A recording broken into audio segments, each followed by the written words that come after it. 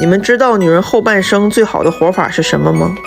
我一个大学同学，身边追求者不断，每天不是回信息就是打电话，觉得那些谄媚的男生都是心甘情愿地对她好。就这样，上学期间，她活成了我们最羡慕的样子。转眼毕业了，我们都各自奔赴到了不同的城市，她也成了最早结婚的人。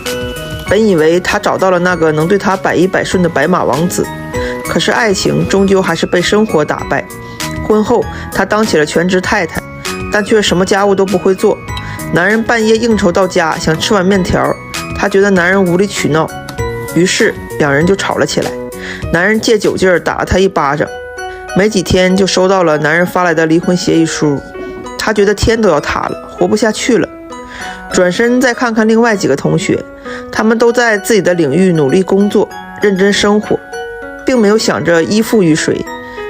所以我们都要学会一个人生活，无论身边是否有人疼爱，不管到了什么年纪，请都保持内心的丰盈和强大，不要过分的依赖。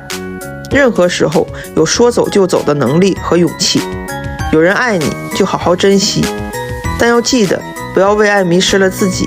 没人爱你，咱就好好爱自己，一个人照样能活得很美丽呀。